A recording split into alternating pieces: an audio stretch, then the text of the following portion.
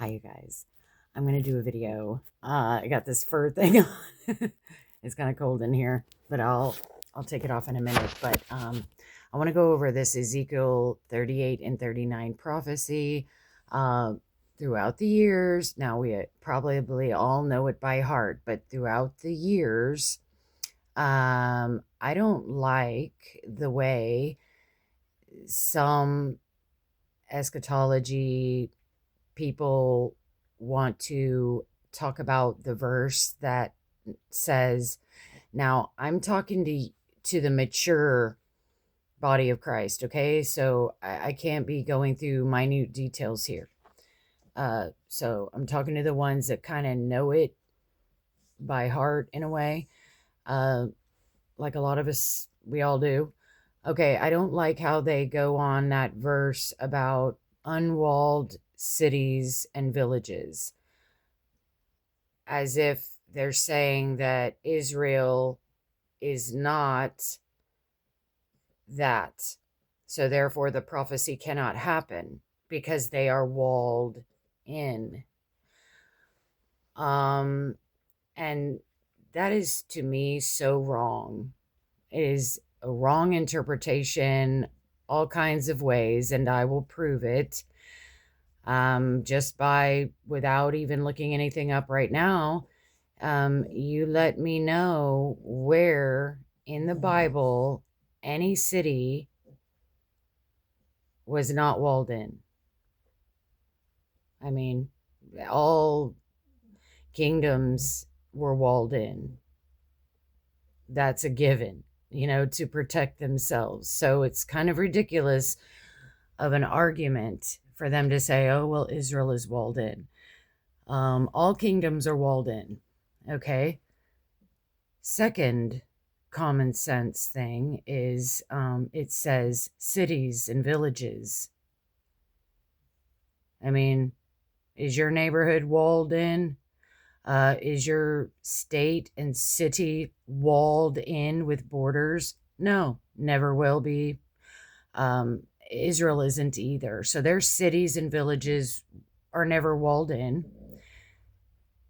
Third thing, why then does it say unwalled villages and cities when who does such things? And I'll tell you why, because looking it up, because I did, in the day, you do, just like Jerusalem was walled in. So then I Googled, okay, if Jerusalem was walled in, because it was the city, okay? And I said, well, Jerusalem wasn't all of Israel. So what about the surrounding towns of Israel? Were they walled in, those cities? And it says, based on Jewish tradition and Talmudic law, many cities in ancient Israel were considered walled from the time of Joshua, in addition to Jerusalem.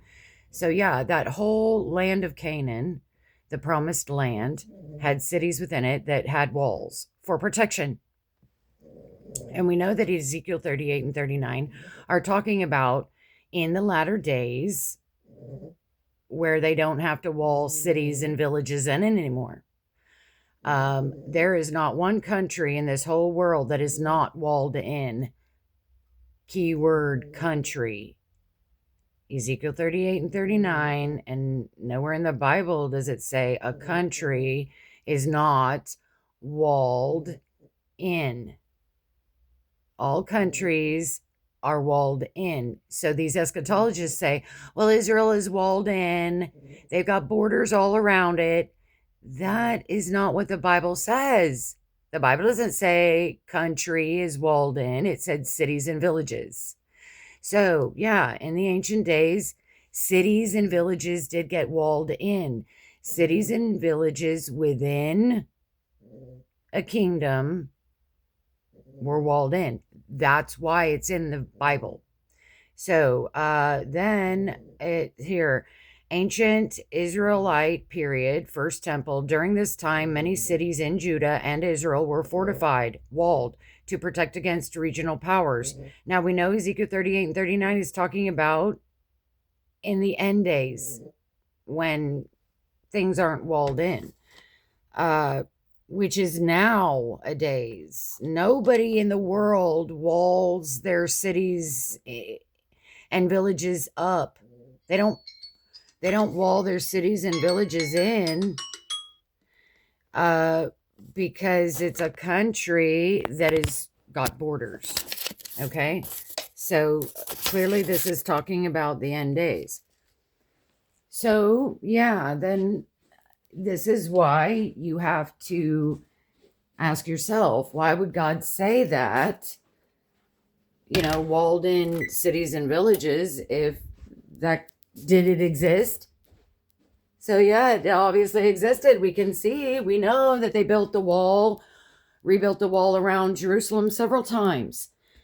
And if Jerusalem was walled in, their kingdom was bigger than just Jerusalem, so they had other cities and villages. Unless the village or city was agricultural, they couldn't really wall it in. And it explains that. So yeah, many cities in Judah and Israel were fortified to protect against regional powers. The Bible indicates that King Solomon built walls around Jerusalem, and King Hezekiah built the broad wall to protect residents, particularly from Assyrian threat. Other cities like Lachish, Beersheba, and Hazor also had massive fortifications. The Babylonians under Nebuchadnezzar broke through and destroyed these walls in 586 BC. Later in the book of Nehemiah, the city walls were famously rebuilt in 52. Symbolism in the Bible, the walls represent, okay, it could be symbolism. Okay, so, I mean, if you want to go there, but it's really not, but maybe in other places. So the walls represent divine protection, and their state, whole or broken, often reflects the spiritual condition of the people. No, that's like Proverbs. The walls, a man who has no control over his temper, maybe, is like a city without walls and something broken down. Yeah. So, yes, Jerusalem was heavily fortified with walls throughout the Bible. Ooh, what's this? Jebusite era before David, it said. Okay, protection and I didn't clip that. Protection and security walls symbolize safety and human or sometimes divine protection. God is described as a wall of fire around Jerusalem, signifying that security ultimately comes from him. Zechariah 2:5. Judgment. The destruction of walls symbolized vulnerability, defeat, and divine judgment, as seen in the fall of Jerusalem, 2 Kings. Legal status, Leviticus 25:31. Because these homes were essentially tied to agricultural land, they were treated like open country or fields, meaning they could be redeemed at any time and always returned to the original owner during the Jubilee. Protection and security. Walls symbolize safety and human or okay, that was part of the other. Rabbinic definition. The Mishnah defines a walled city as any settlement walled since the time of Joshua, serving as a center of habitation rather than just agricultural land. Definition and characteristics, often called, these were often unprotected rural settlements or villages without surrounding walls. Biblical examples, Jericho, the walls came crumbling down. Jerusalem had a wall. Various cities in Canaan described as walled up to heaven. Deuteronomy 1:28. Legal status, Leviticus 25:29-30. Houses in walled cities could only be redeemed, bought back within 1 full year of sale. If not redeemed, they became the permanent property of the buyer and did not return to the original owner in the Jubilee year. Walled cities were often isolated, while walled kingdoms signify a coordinated regional military strategy against external threats. Okay, because see, a kingdom can be walled in, right? Okay, so now that I defined that, and you can look this stuff up yourself, dependent towns. Walled cities often served as the refuge for nearby unfortified dependent towns or daughters, while, quote unquote, daughters, while a walled kingdom controlled multiple such mothers and daughters. In summary, a walled city was a fortress, while a walled kingdom was a fortified region. Biblical context. This might be something different. But anyway, okay. So in Ezekiel 38 and 39, because part of it is 39, another thing I wanted to go over was how maybe some people do think that Ezekiel 38 is the end of it all, like Armageddon, and some don't. But I'll show you the verse where, if you don't pay attention to the wording closely, it sounds like the end, but it's not, obviously, because of verses after it. Okay, so let me just start with okay, so that was Ezekiel 38:11. And you shall, what? And you shall say, let me set this here. And you shall say, I will go up to the land of unwalled villages. I will go to them who are at rest, who dwell safely, all of them dwelling without walls, and having neither bars nor gates. Okay, without walls. I gave you 3 reasons, and this might be a 4th, because in verse 20, he's saying, every wall shall fall to the ground. But I thought they had no walls. And in verse 20 as well, he says, and the mountains shall be thrown down. But yet 21 says, all my mountains. I thought they were all thrown down. So, yeah, this is probably where people, verse 20, maybe it's 19. Okay, for in my jealousy and in the fire of my wrath have I spoken. Surely in that day there shall be a great shaking in the land of Israel. In the land of Israel. 20. So that the fishes of the sea and the fowls of the heaven and the beasts of the field and all creeping things that creep upon the earth and all the men, this is where people think it's the whole world, and all the men who are upon the face of the earth shall shake at my presence. That is not an earthquake. That is a prelude to what he's about to say, what he's about to prophesy. It's a prelude to say all the world is going to be shaking in fear for what they're seeing in Israel. He does it all the time. God goes back and forth, or these prophets, they'll say one that's a prelude that sounds like it, you know what I mean? Well, maybe you'll see here. So, and how it says the beasts of the field and the creeping things that creep upon the earth, that's in Israel. Creepy things that creep upon the earth, Israel is part of the earth. But he's still talking only about Israel. And then he's also saying, and all the men who are upon the face of the earth shall shake at my presence, and the mountains shall be thrown down, and the steep places shall fall, and every wall shall fall to the ground. Then when you look, this is like symbolism right here. This is powers. Every mountain, the mountains of powers, the walls, because obviously in the next verses, he's talking about walls. He's talking about mountains. So they obviously didn't all fall. And I have that in here. A walled city is a single point of defense, a kingdom that is an upward. But I do these backwards. So, but anyway, let me just read it, and then maybe I can find my notes on the screenshots. So the people think that this is some kind of earthquake that is in the end, and they might quote Zechariah 14, which is the end. And it reads differently than this. So, yeah, the mountain shall be thrown down and the steep places shall fall. Symbolism, kingdoms, maybe, and every wall shall fall to the ground. But in 21, they still got walls and mountains. And he says, and I will call for a sword against him throughout all my mountain. No, mountains.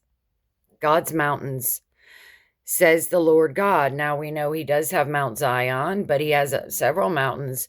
And against him throughout all my mountains, says the Lord God, every man's sword shall be against his brother. So they're basically going to turn on each other and kill themselves, not the Jews, their enemies. Okay? And I will plead, you can read the beginning of this, and I will plead against him with pestilence and with blood, and I will rain upon him and upon his bands, the evil ones, and upon the many peoples who are with him, an overflowing rain and great hailstones, fire and brimstone.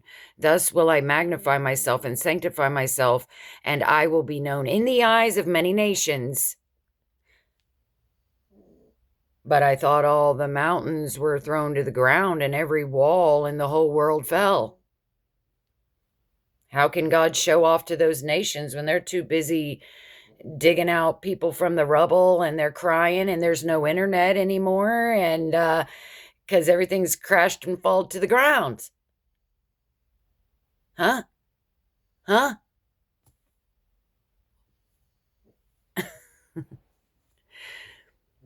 See, this is what I love about Ezekiel 38, that I've always loved about it, because when this does happen, the whole world, if it is before the trib or after the, or I mean, before the trib or during the trib, I don't know. I don't think anybody knows. But if it happens before the rapture, before the trib, we get to see it. It's going to be so cool, because I've always known this. The whole world is going to see the salvation of Israel by God. So how can all the mountains be thrown down and all the walls all over the whole world with some big earthquake or something? No, it's a symbolism. So then, and he mentions the nations over and over again. So they got to be alive still. And then there's other stuff. Okay, so people who are an overflowing. Okay, thus will I magnify myself and sanctify myself, and I will be known in the eyes of many nations, and they shall know that I am the Lord. They're going to know. They're going to go, whoa, look what God just did in Israel. He just turned all their enemies. Islam, I think, is Gog. And Magog is, well, I screenshotted them because I had to look up Gog, Magog, and I know, and like Meshach and Tubal and all these places. And I'll show you who they are. They all have Islamic, radical Islamic. And the Gog is probably Allah. Allah rules Magog, because Allah is not our God. It rules the Magog, which is the belief system of Allah. See? And it is getting, and they're all over Israel. They're all around Israel. And that's what I'm thinking right now these days. And then look at what's going on with Spain. I just watched Eric Stackelbeck, and what happened to Spain. Spain is in the list of Ezekiel 38. So Spain just went totally Islamic, pretty much, or they're about to. So now they're part of the bad guys.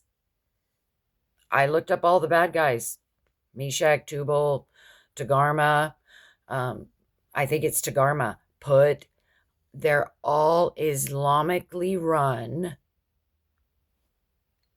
Even if they're outside of the Middle East. And what about that verse about the isles? the islands, the isles. Well, that's more like in the last days. I think they were saying something about Indonesia. Well, Indonesia threw all their Islam out. Okay. Okay, so God is going to magnify himself among the nations, among the world. Then in 39, therefore, you son of man, prophesy against Gog and say, you notice how any of these prophets, God will say, prophesy and say, just like Caiaphas. He had to say it. He didn't even know what he was saying, but he said it. Whenever a prophecy has to be spoken out verbally for it to really come to pass, is what I believe.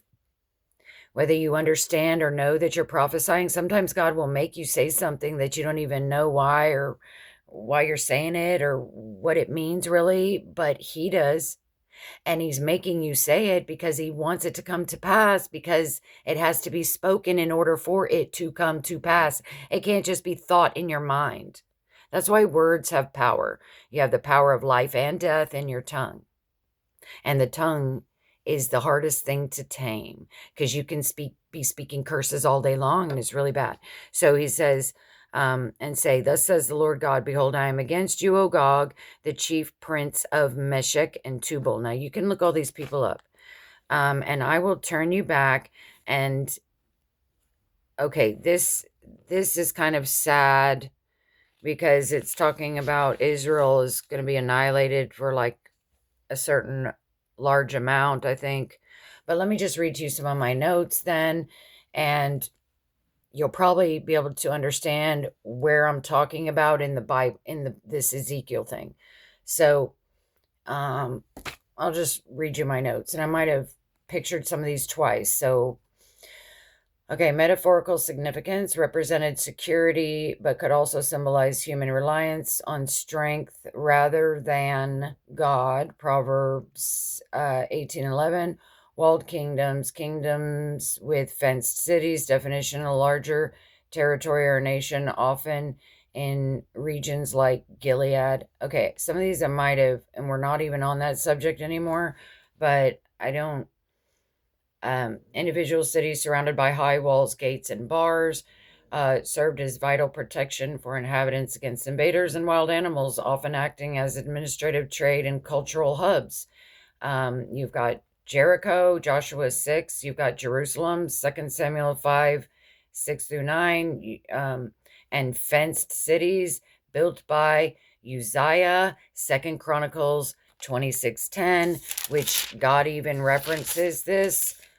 He says it is going to be a shaking, just like in the days of Uzziah. Or maybe not. I cross-referenced that in Zechariah 14. Because, yeah, in Zechariah 14, God compares a shaking to Uzziah or something. He's talking to him. He's talking to Zechariah. Okay, now, definition: walled cities, fortified cities, individual cities surrounded by high walls, gates. Okay, I did that twice. Okay, in the Bible, the difference between a walled city and a walled kingdom, often described as a kingdom with fenced walled cities, lies in scale, purpose, and administrative control, reflecting the transition from localized defense to regional dominion. A walled city was an individual fortified urban center, while a walled kingdom like Bashan or Moab comprised a network of such cities, towers, and fortresses under a central government. It could also mean watchtowers, like war walls. I think it said somewhere in here. In Ezekiel 38:20, the phrase regarding mountains, steep places, and walls falling describe a massive divine earthquake triggered by God's fury against Gog's invasion of Islam. They probably have weapons. They have weapons everywhere. I know we annihilated them in Iran, but they've got them in Lebanon, Libya, Yemen, Jordan, everywhere around there. we don't even know what they have hidden. Now, our satellite can probably hone in and find some. I don't know. Symbolizing the utter collapse. Okay, wait a minute. Where was I? The phrases regarding mountains in that verse, steep places and walls falling, describe a massive divine earthquake triggered by God's fury against Gog's invasion of Israel. It's an earthquake, a shaking, only in Israel. Even though it says all the nations are going to shake, they're going to shake in fear from seeing and hearing about it on the news. Because God goes right back into Israel and the nations. If the whole nations, their walls and mountains and everything crumble, there's no more nations left. So yeah, he's just kind of, you talk kind of back and forth. Like when you're telling a story, you might reflect back. Then you're going, okay. Walls falling describe a massive divine earthquake triggered by God's fury against God's invasion of Israel, symbolizing the utter collapse of human security. Yeah, it's symbolism of human security, pride, and earthly fortifications. This cosmic upheaval demonstrates God's absolute power to protect his people. Mountains shall be thrown down. Represents the destruction of natural, high, and seemingly stable places, often symbolizing kingdoms or strongholds. Psalm 68:15. So Islam is a stronghold in UK, France, Britain, Spain, which are all part of the son of Noah, Japheth. I have a picture of that too. It'll show you. It's Germany, Russia, Britain. Some are communist countries, but the Western ones like Europe, UK, France, those are all sons of Japheth. And the other son, Ham, the Ethiopians, Arabs, African. And we know that somewhere in Africa, whatever the nations are, they're thickly Islamic. Yeah. They're having problems over there and all the beheadings. I mean, I'm not good geographically, but I know a lot of those African countries are Islamic. And if you're not in the line of, I forget his name, if you're Japheth or Ham, you're not in the bloodline of Jesus. You're like an enemy Jew. Well, Noah was before the Jews were called Jews, right? Before Abraham, but they were the last people standing. They were the only people alive after the flood. So they were perfect in their genealogy, but God hadn't chosen anybody yet. And from those people, Noah and those 3 sons, God chose a people called the Jews from that one son of Noah's. Can't remember this stuff, but I've got a picture in here and I'll go back to it. So yeah, the Jews were chosen amongst that one son of Noah's, and all the other 2 sons are not part of the Jew chosen people. They are us. We're Brits from England, the Pilgrims. We are Spaniards, probably Italians, French. Some of us might be of the line of the middle. You know what I'm... Okay, let me not digress too deeply. Mountains represent... Okay, I gave you that. Destruction of natural high. Steep places shall fall refers to the collapse of cliffs, rocky precipices, or in some interpretations, military towers. and terraces used by invaders. Song of Solomon 2:14, Ezekiel 38:20. Every wall shall fall to the ground, symbolizes the destruction of human-made security, fortifications, and self-sufficient defenses. Ezekiel 13:10 through 15. Here, okay, so like I said, these screenshots might be like all over the place, but you can take the knowledge from them and apply them here because this was the subject. So, yes, Spain is widely identified by Bible scholars and prophecy researchers as being included in the prophecy of Ezekiel 38, specifically under the ancient name Tarshish. Here are the details regarding this interpretation. Tarshish is as Spain. In Ezekiel 38:13, a coalition of nations led by Gog, Russia, Persia, Iran, etc. Now, yeah, we all say Gog is, yeah. But if you look closer, those are all Islamically run. Allah, he's not the real God. Okay?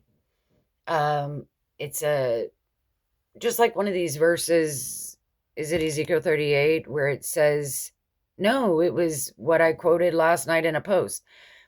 Isaiah 24:21, and he says the powers, actually God is talking about principalities and the powers of the nations that are running. The powers of the nations are those powers of the, anyway, you can look it up yourself, the verse. It's explanatory. You don't have to Google anything about it. It's just, it talks about two powers, the powers in the high and then the powers in the nations. And it's the powers in the high, like the demons, that are running those wicked nations. And here is right here. It's Tarshish. Here are the details regarding this interpretation. Tarshish as Spain in Ezekiel 38:3, a coalition of nations led by Gog, Russia, Persia, / Iran, etc., attacks Israel. See, they may not themselves attack, but their proxies are the ones attacking, and that is the Islamic religion. While Sheba and Dedan and the merchants of Tarshish protest the invasion. Okay, hold on, wait a minute, because I remember looking these up, because Sheba and Dedan might be like Saudi Arabia, the good guys. Yeah, okay. No, because I'm thinking that has already happened. Like after October 7th, and then even when Iran was attacking Israel with all those drones that day, and who was it that came to also help them? It was Saudi Arabia and maybe even Turkey. And we were all shocked. We're like, we didn't even know you guys liked Israel, and yet you are helping them shoot them down. So since October 7th, all of the nations were all thinking, like America, we're like, what are you doing to Israel? Are you planning to plunder them? And then that's what kind of has started all this. So, I mean, Spain, though, is Tarshish, which is supposedly the good guys. Angel, what are you doing? I think she's scratching on something. Not that I care. They don't do it that often, only when they're frustrated, but probably because they're not getting enough attention or something. All right, so anyway, you can think all this out yourself anyway, but we just got some really bad news from Spain.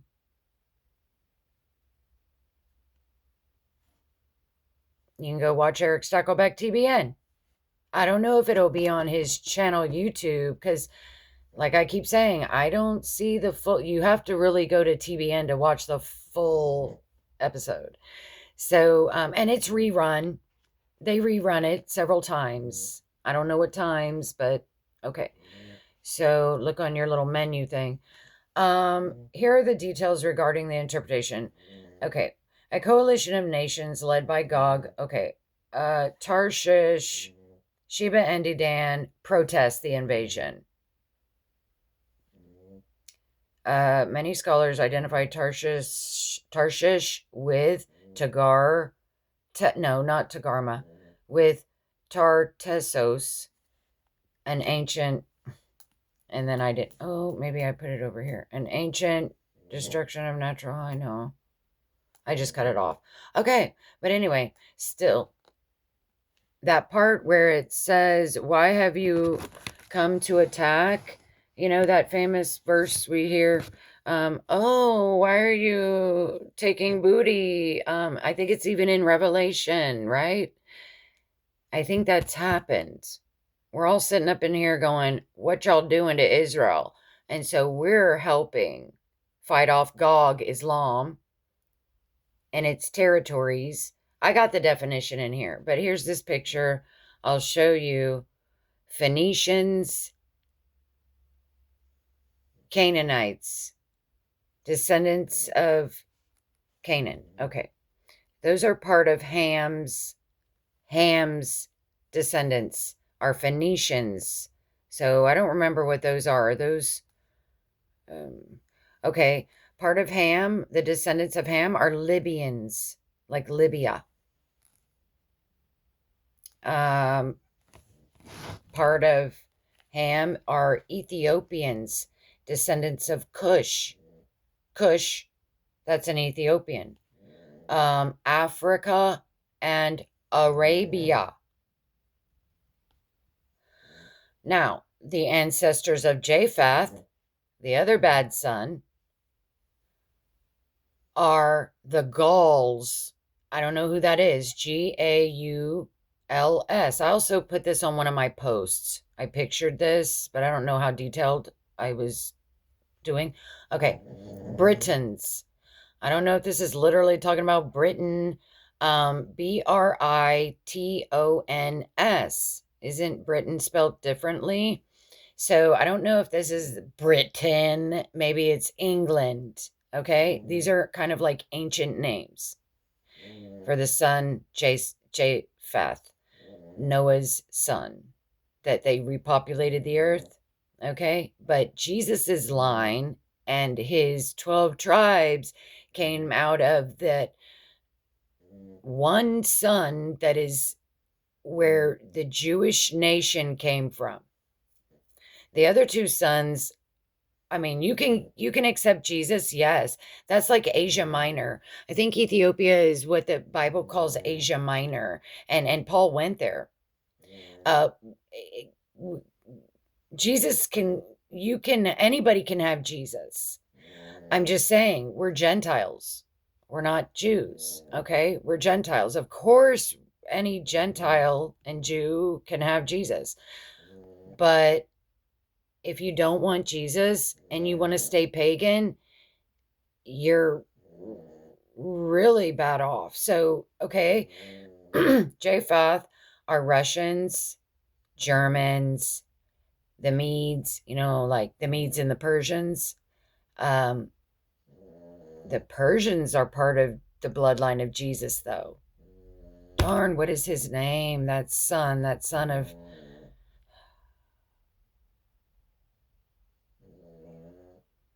I don't know. Jesus, what is it? Jesus, tell me the name of that son. So, yeah, so Persians are in the good son Jew bloodline, but the Medes aren't. But I think the Medes and the Persians, I forgot that story, but anyway, then it says Iberians, whatever those are, Greeks, Romans, and Thracians. All right. So I hope you know what that all is referring to. Oh, was there anything Spanish? What would the Spanish be? Maybe Spanish are the Gauls or the Iberians. Let me see. So the bloodline, I didn't get his name pictured, but that's where Abraham, Isaac, and Jacob came from.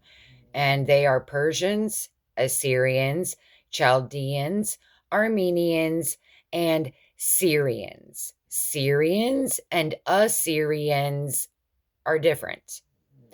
And I didn't mean to picture this, so I might have cut it off, and it may not be all of them, but I think it is. Ancestors of.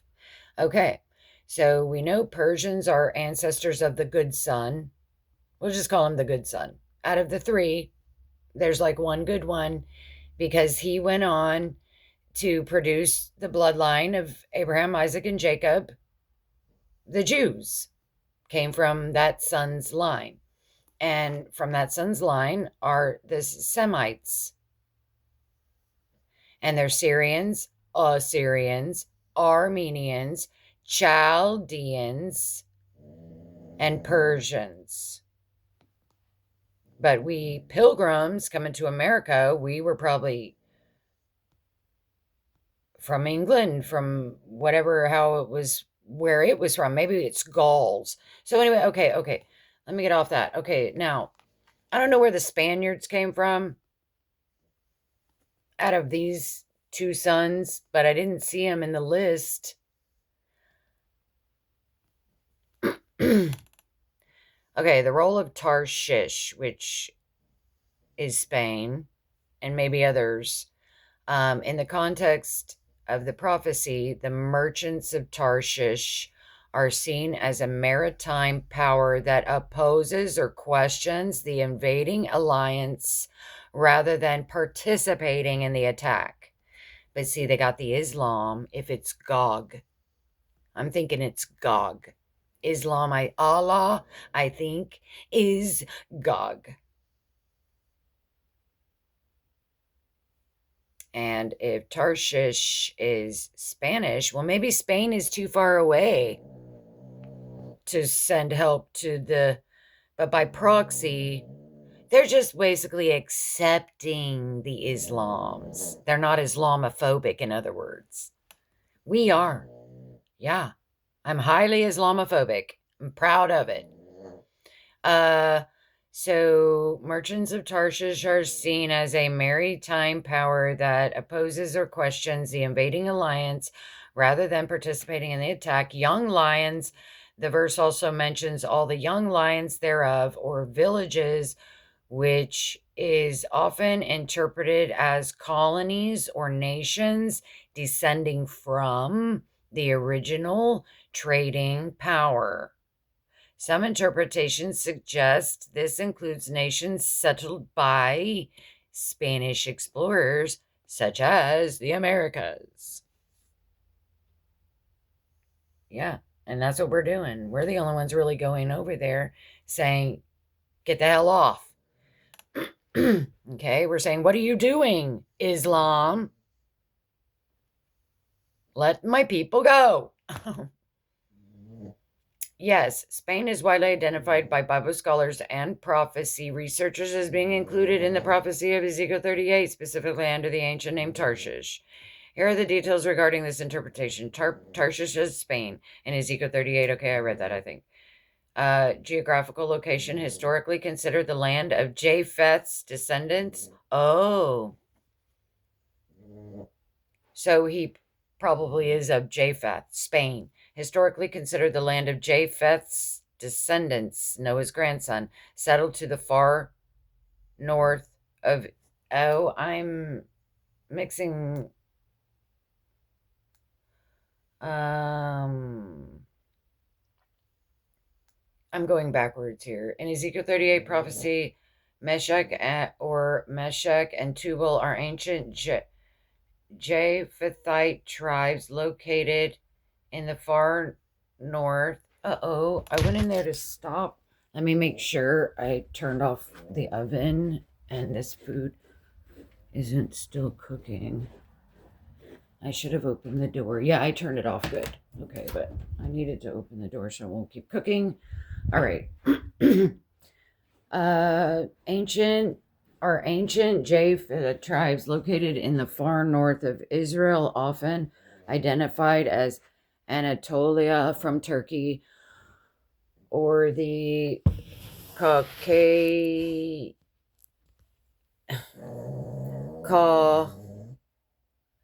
it might mean Caucasian, but it's Caucasus slash Russian region. They are identified as key members of a coalition led by Gog and Magog, which will attack a peaceful Israel in the latter days.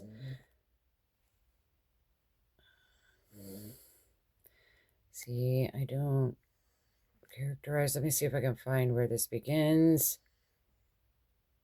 Okay, maybe here.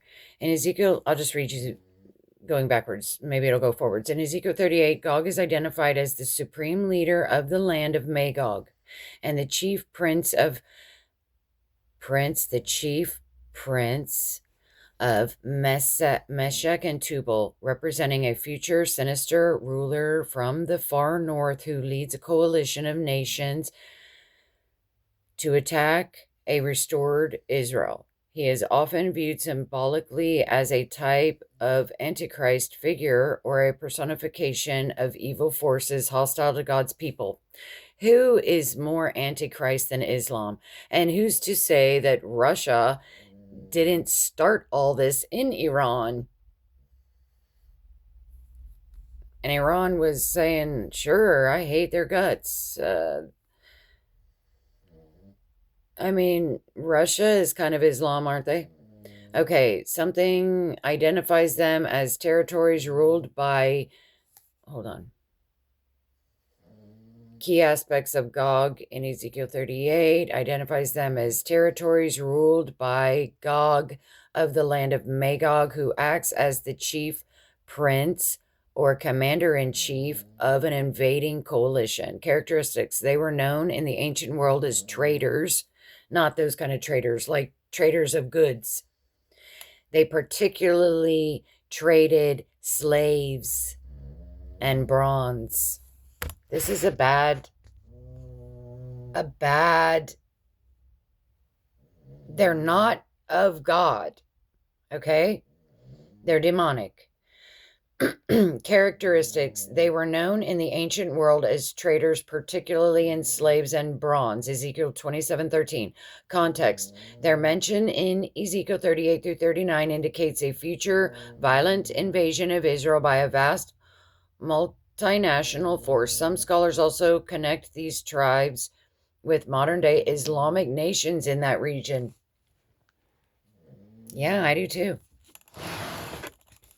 Origin: they were the fifth and sixth sons of Japheth, son of Noah, Genesis 10:2, making them northern nations distant from Israel. They were northern nations.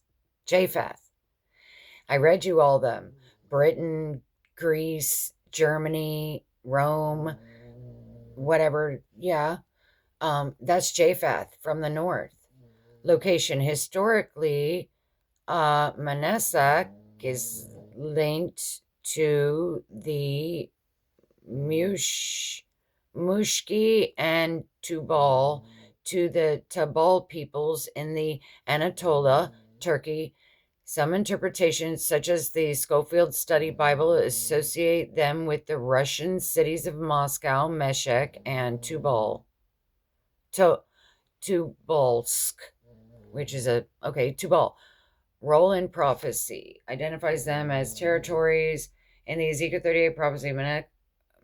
Meshech and Tubal are ancient Japhethite tribes, the son of Noah, located in the far north of Israel, often identified as Anatolia, modern Turkey, or the Caucasian Russian region. They are identified as key members of a coalition led by Gog of Magog, which will attack a peaceful Israel in the latter days. Merchants of Tarshish represent a distant, powerful maritime trading entity, often identified as Tartessos in Spain, or, in some interpretations, a Western power like Great Britain.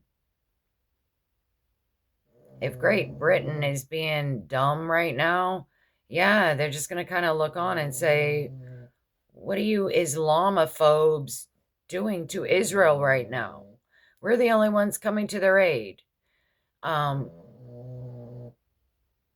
right? I mean, have we gotten anybody on board with us? I don't know. But sure, Spain and Great Britain, they're going to be sitting over there going, oh, well, what are you doing? Nobody's rioting over the Iranians because it's a predominantly Islamic country, and the far right are picketing for Islam. So are the gays and trans. They're picketing for Islam because they believe all demons need to stay alive, right? Oh, all human life is valuable. Even God doesn't think so. God will kill your ass if you are acting up. Too bad he doesn't kill them all off, the demons that are harming kids and everything. But sometimes, yeah. And also sometimes bad things happen to good Christians. But I'm just saying, the devil can't take anybody out.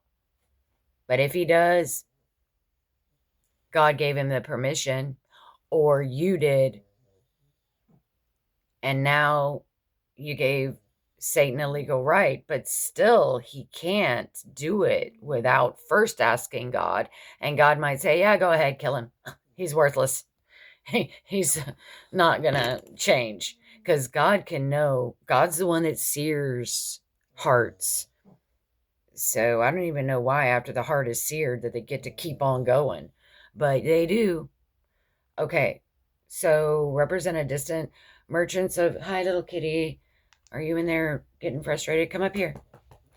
Okay, the young lions symbolize the colonies, offspring, or close allies of the Tarshish power. Example, the United States, Canada, Australia, which they're all being junkies. They're not really allying, but they're not, I don't know. They're kind of saying, I don't know. But I still think Gog and Magog are Islam, I mean, if you thought about this and tried to figure it out, maybe you would agree, but maybe you won't. Maybe I'm wrong. Maybe I'm not. I'm not a prophecy. I like listening to it, but I don't still understand it all. And, but it makes me think, but it's not something I study on my own. I mean, it's enough for me to keep my head above water, like all of us, to trust God in the trials, or to be a good Christian servant, um, and to pray and to these things. So I don't really take time for that aspect of it. There's channels, they know it upside down and all the way around, and, you know, and they're called for that because they're watchmen on the walls. But I don't like the ones that they don't really know the prophecy. They know just enough to be dangerous, like me, but yet they're giving news and they just peddle this greasy grace. That's, if you got time to peddle greasy grace, you got time to quote the other Bible scriptures and to not block people who are. You're going to spend all that valuable extra time. Okay, I've already been over that lots and lots and lots. So now I read you that. Then Sheba, Dedan, and merchants of Tarshish and her young lions are nations that question the invading Gog confederation, representing a trading bloc that opposes the invasion of Israel by Gog, Islam, but does not militarily stop it. And there you go, right there. They're just all sitting over there going, Spain, Britain, France, these stupid, woke, far left countries now that are allowing Islam. They're just sitting over there going, Too bad, so sad, but I'm not going to stop it. I love Islam. I want every single Islamic human being in my country, and I want them to take over my country. We ought to start speaking Islam and do away with French, do away with Italy, and I mean, it's nuts. So here it says, but does not militarily stop it, even in their own country. So God was just right there stating a fact. It's not like they're good guys, right? Okay, so Magog is identified as a land or region located in the remote north, ruled by a leader named Gog. This is tradition, but I'm proposing something more abstract, where Gog is Allah and Magog is Islam. Radical Islam.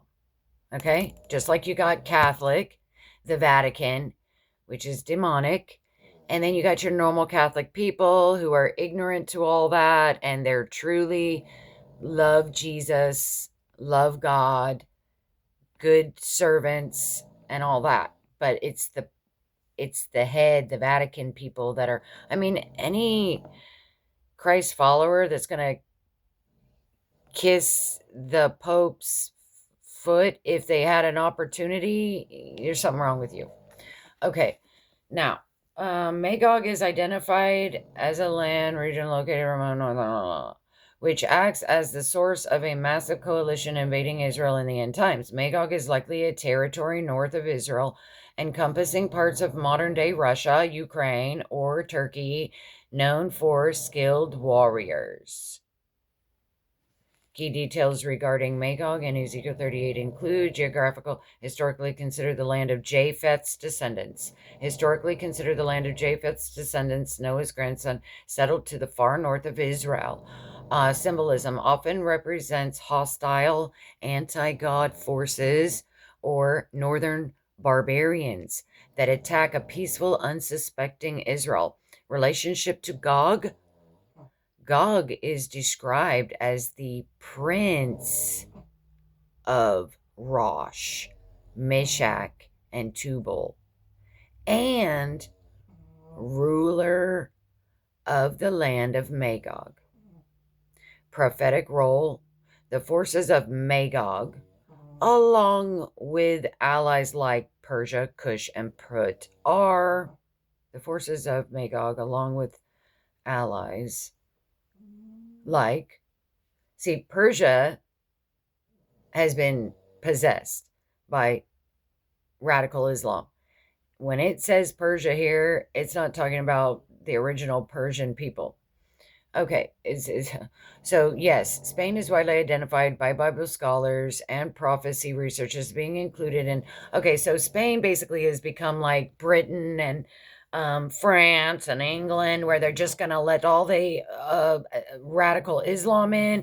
They can go out in the open 3 days, three times a day, stick their butt in the air and kiss the ground and let everybody look at their fat butt in a dress.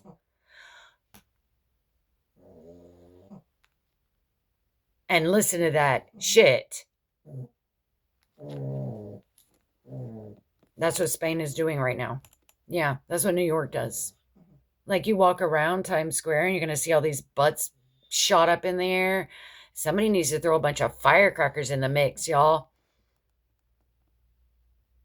Like, they do worse to the Jews.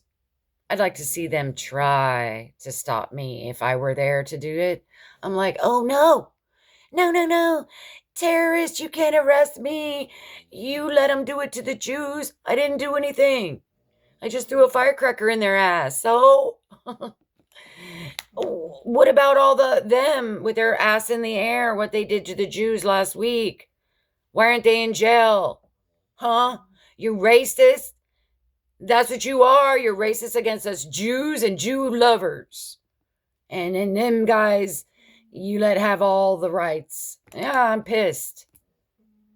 I would take a firecrackers and a paddle and I go, bam, bad Bad boy, bad Muslim. Bad Muslim. I'll be out there with this big old paddle. And smack maybe like a baseball bat, break that tailbone, see how long you're going to stick that ass up in the air in my face. This is America. You don't stick your ass up in the air on our land. That's disrespectful. Go to your mosque. Stick your ass in the toilet and your head while you're at it. Get it out of our face and out of our air, open air. Talk about cow farts, fake cow farts. Well, this is why the ozone is getting blowed up, because you're letting all the Muslims fart up in the air in broad daylight. God, so retarded. Anyway, I think I've covered all the points, I suppose, because Tarshish is Spain. Sheba and Dedan are like the Brits and the French and the UK. They don't give a damn about nothing but the Islamic rights. Oh, our beloved Muslims. Yeah, that's what Gog and Magog are, I think. So this is my whole point. I think this is the Gog and Magog. And I think that where we are right now on the ocean with all our firepower, and is it the EAU and now Saudi Arabia? It's like, I'm in on it. I'm in it with you guys. Trump sold him the shields, and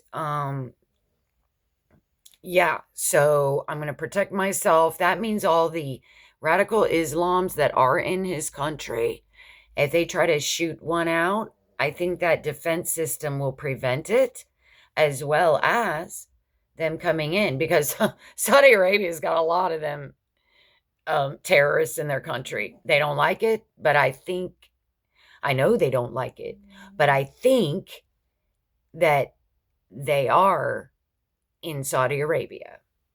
Yeah. But I'm not saying I think they don't like it. What I mean is, yeah. So anyway, I think Israel is surrounded, like here. I think in like 19, 20, and 21, the whole world, I think somewhere around there, besides Iran's impotent probably, but there's Lebanon has tons of firepower there. I mean, they're like, can blow the world up with what they got in Lebanon. Islamophobes. No, Islam toads. I'm the Islamophobe. So they got a major stash there. So all those countries, like the proxies, if I call them Magog, they, while we're out there in the ocean, I think they can start bombing with their stuff they got hidden. And what's going to happen is nothing. It's not going to, it's going to do this. It's going to do verses 20 and 21, and the whole world is going to see God save the whole world. This is what I've known this since I was 18 and learned about this revelation and read the Ezekiel, is that the whole world is going to see God save Israel from being attacked from all sides. And the whole world is going to see it and be in awe. And the whole world will know that he is God and that he loved Israel. And then I'm probably going to be missing a lot of things that I had marked in verse 39. And all of Israel are going to know that he is God. And there was a comment on my last video, or it was a post, probably my video. I mean, I don't care what kind of Jew they are, if they're a faggot or not. I mean, that's all inconsequential. They are a Jew, just like a Gentile is a Gentile. You got the saved Gentiles and the unsaved Gentiles. If you got most of the Jews are atheists. That is inconsequential. They're Jews. And that's what the book is about. It doesn't say it's about only the non-atheist Jews. So really, I'm not going to split hairs with you on that. That's not my care. Because I don't think no care needs to be taken in that. I'm not full of care in that. That's like splitting hairs. I don't care what kind of Jew they are. They could be a rotten criminal pedophile, but God will take care of that. But they're a Jew. Okay, so let me see. Ezekiel, how about, okay, so in 38, did I turn the page? So I will make okay, no, I didn't. Okay, so the mountains are still left. In 21, 22, he says, I will plead against him with pestilence. He's going to plead against these, Islam, Magog. I will rain upon him and upon his bands and upon many people who are with him, an overflowing rain and great hailstones, fire and brimstone. That's only having to happen in Israel. Okay, thus I will magnify myself and sanctify myself, and I will be known in the eyes of many nations. Oh, but if the walls and the mountains fell and were flattened in the world, then how can he make himself known in the eyes of many nations? And they shall know that I am the Lord. Okay? And I will turn you back. This is 39. And I will turn you back, will bring you upon the mountains of Israel. Okay? So the mountains are still standing in Israel. Because he's going to bring them all back to the mountain of Israel. Okay? And the mountain shall be, the mountains that shall be thrown down, that earthquake thing, if it's going to happen only in Israel. Even though it says the whole face of the earth. That's talking about the whole face of the earth is going to see it. Then 39:7, so will I make my holy name known in the midst of my people Israel, and I will not let them pollute my name, my holy name anymore. Because a lot are atheists, homosexuals, and all this bad stuff too. They're very secular. But they're still chosen. Their eyes are closed. So they have a big mercy curve. Okay? So, and the heathen, see, this is the Gentile. So he says, and I will not let them pollute my name, my holy name anymore. And the heathen shall know that I am the Lord, the Holy One in Israel. Now that could be the heathen Jew. Maybe it's saying the heathen Gentile. Maybe it's either or. And then here again, it's saying 17, in verse 17, the mountains of Israel that weren't flattened. Okay, that's a figure of speech. That's a symbol of the powers that are coming against Israel will be laid low. And they gave you the cross-reference verses. And I will set my glory among the heathen, and all the heathen shall see my judgment that I have executed, and my hand that I have laid upon them. So, and the heathen shall know that the house of Israel went into captivity for their iniquity, because they trespassed against me. Therefore hid I my face from them, and gave them into the hand of their enemies. So fell they all by the sword all those years. Okay?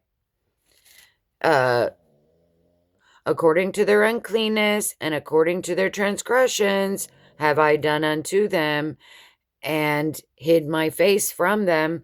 I wrote here verse 26. After that, or because they have borne their shame and all their trespasses, whereby they have trespassed against me, when they dwelt safely in their land, and none made them afraid. Okay, so the reason I crossed that with, so that was 24, but if you read 25, 26, so yeah, it's like all those years, their eyes and ears were closed. Isaiah 6. And Jesus quoted it in Matthew, probably in other gospels. So Jesus already knew their eyes and ears were closed. He wasn't trying to open them. He was trying to speak in parables because he didn't, I mean, he wasn't trying, he was, because he didn't want them to hear. But then later on, he says, go to the children of Israel. Don't go to the Samaritans. He says, go to the lost house of Israel. But then after that, and then he said, by the time I come back, you will not have reached all of Israel with the gospel. How do you like that? Yeah, you go find that verse.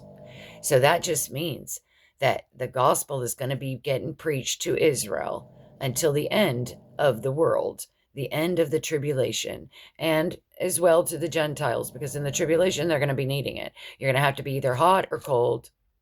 You can't be lukewarm in the trib. So, yeah, this is basically God is, it's basically, it's over. All the times your ears and eyes were closed, you're now going to see Ezekiel 38. I saved you. All the nations are going to see that I saved you. And you are going to know that I am God. No more atheism. You hear about these hostages. They were so secular and what all else. And they come back and they say, I'm observant now. I love God. I believe in God. I do whatever I can to be the obedient Jew, to honor God, put on Philim, whatever these things are that they do. And so, yeah, um, that's what's going to happen after Ezekiel 38, and the whole world sees it, even the Jews. And then they're going to go, um, they will have borne their shame and all their trespasses whereby they have trespassed against me when they dwell safely in their land, and none made them afraid. Or maybe that's like now. Now, since 48, God gave them that safe place because they have finally borne their iniquity for all the Old Testament bad things they did. And then even after Jesus, the bad things they did don't count because God closed their ears and eyes because they were being so bad all throughout the Old Testament. God's like, I'm just going to sear your heart. It's basically what searing the heart in a way, but it's different.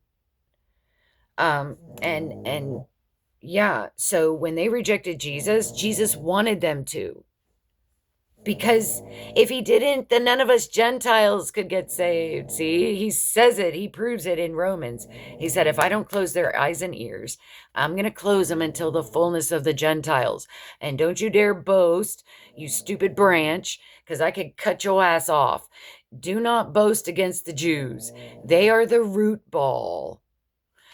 A trunk and a branch can't get anything unless the root ball is there. The Jews are the root and the trunk. You're just a branch. And when all the branches of the Gentiles, whoever is fulfilled that wants Jesus, then is when. Now I know the verse, I'm not going to come unless they say, blessed is he who comes in the name of the Lord. Yeah. That's not a command to the Jews. That's basically a rhetorical, not a rhetorical question, but maybe like a rhetorical statement, but not even really that. It's more like a statement. God is saying he won't return until he opens their eyes and ears, and that they will say, oh, yeah, you are the Messiah. But first, they got to even know that God is for them. They're going to see. Maybe he's just doing this so the atheist Jews will see. I don't know. I don't know. But when God says, until you say, blessed is he that comes in the name of the Lord, to me, that that's in God's power, because it's in his power already that their eyes and ears are closed until the fullness of the Gentiles. Jesus said it was going to be that way. The Old Testament says it's going to be that way. And they can't control when their eyes and ears are open to say, blessed are you that comes in the name of the Lord. That is only God just saying that when I open your ears and eyes, you're gonna say, blessed is he who comes. And God has all this timing appointed since the foundations of the world anyway. So he already knows when the rapture is going to be. He already knows when the trib is going to be an end. He already knows when the Jews are going to say, blessed is he that comes in. It's God already knows all that. He already knows all that. So this is his little chess game, timed chess game, and he already knows. Okay, let's see if there's anything else. He mentions heathens a lot, sight of many nations, sight of the heathens. And yeah, so my main beef was this walled cities and villages and this end time. It's not end time. Zechariah 14, that's end. Okay, Ezekiel 38, I do not think is the end. It is before the rapture. I hope we get to see it. You know, we get to see God save Israel from all the bombs that are coming down. Then we get to see all the people, all those radical Islam, like they did on October 7th. We're going to start seeing them stab themselves. They're going to like kill themselves off. And Israel is going to be burying them for 7 years. I think right after this happens, then the rapture happens. And then they carry on to bury all that garbage for 7 years. And nuclear, because they hit them with all, I mean, if they're going to hit them nuclear, where the eyes are melting out, well, then how can they send their air? See, but I don't know about, I'm just piecing things together that might be out of order, but I know that things are going to melt out of the eye sockets and skin is going to melt on your bones. That's a nuclear fallout. Well, and they're going to be burying stuff that is nuclear radioactive. But that would have to happen after they were invaded on foot, to where then God shows up and they start stabbing and killing themselves. And the Jews see that and they're like, wow, God, you saved us. And then if there's some nuclear thing where the skin melts off, unless God saves the Jews from that and only melts I don't know. I don't know why there's nuclear poison that they got to be careful with. Um, I don't know, because they're obviously, unless they're wearing hazmat suits, but I mean, they got to till the land and make crops. I mean, how can they if the land is poisonous, unless it's sort of like off their land, like on the outskirts, like say maybe they're going to get all their territory back now. Parts of Jordan, Gaza is Judah. That's where Jesus, right? Maybe, I don't know, but I heard Gaza is Judah, the tribe of Judah. Um, Jesus, I don't think Gaza was Palestine, or like the, no, it wasn't.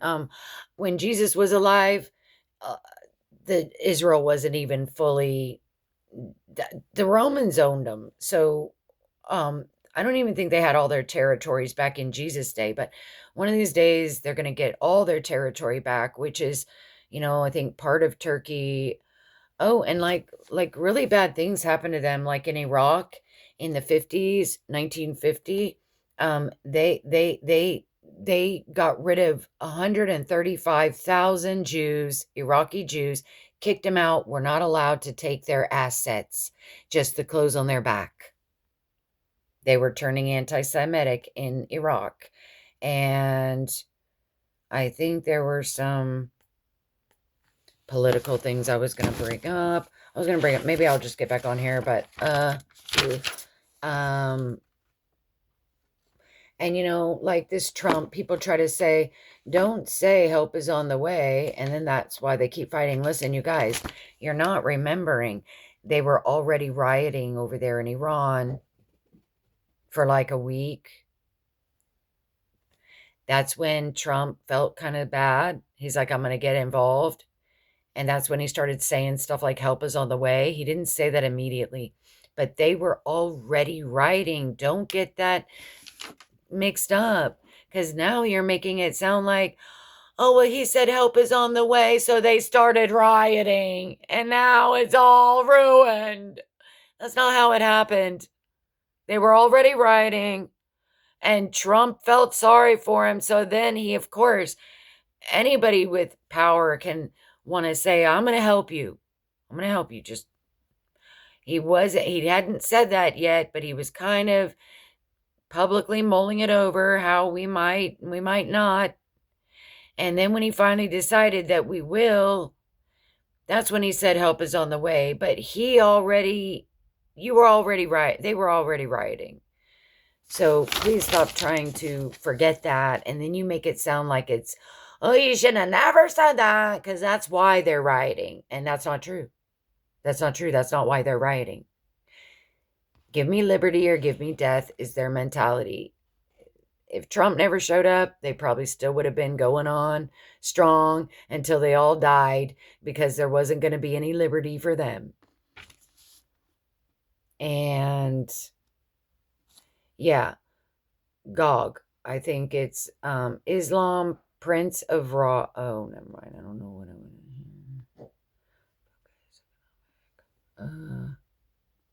Boy, there's some stuff in the news. I tell you what. My local news. I think the house is getting cleaned. Yep. There's been some bad stuff going on, and they're almost like resigning or cleaning it up themselves, their corporations or whatever, because probably of the Minnesota thing and the Epstein. And now they're all thinking, oh, we're going to get hit next. Let's stop. And yeah, they're like, so, anyway, yes, I think it's the end. I mean, I think we're in the end. I think it could be, I don't know when, all this is going to go down. I mean, Trump is out there. The United States is out there in the ocean. And Israel has always been surrounded by their enemies. And Russia has always been Islamic. And then there's China. And they're all anti-Semitic. And they are not Semites anyway. They're not Semites, okay? And from that Semite bloodline that God chose, even before he chose Adam, that son of Noah's, or grandson, was of the Semite groups. The other two brothers were of the other nationalities that I mentioned, okay? So those three sons produced different nationalities in the world. And out of all those nationalities, God chose Abraham from the one son that produced those certain nationalities, okay? All the other nationalities are enemies. They're Gentiles. They're, yeah. Yeah. Okay, whatever. Now, that's my take on the Ezekiel.